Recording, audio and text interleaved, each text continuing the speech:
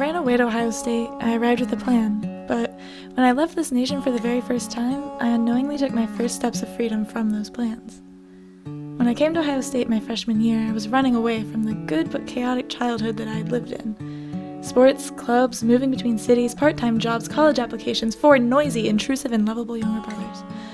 Ohio State and my nursing major were my new start. Away from all that chaos, I was going to finally live my life according to my rules.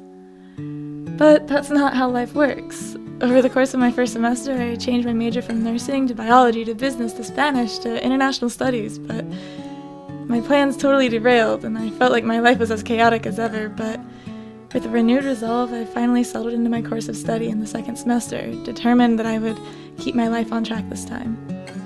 When I added study abroad into my carefully constructed schedule, I assumed that I would be furthering my clearly defined path to success. However, Valparaiso, Chile, would take me on a strange new path that I'd never considered before and shake up my world.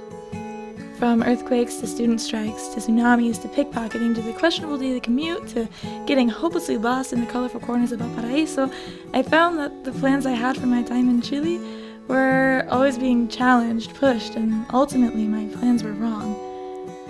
Life in Latin America, unlike the United States, is often characterized by its slower pace. While this may be true, I think I can attribute the slower pace to not a lazy atmosphere like you might infer, but rather to a sort of flexibility and confidence to abandon your carefully scheduled days.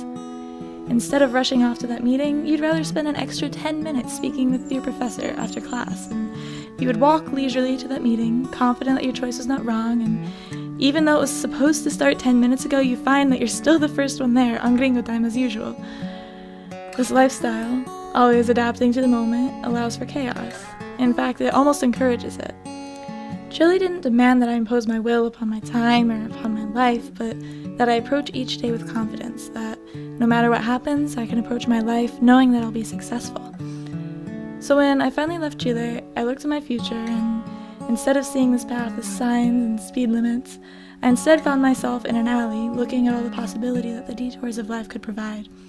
Every step I take doesn't need to be choreographed. I now let my feet take me on a journey through this world, always walking forward, but not always walking straight ahead.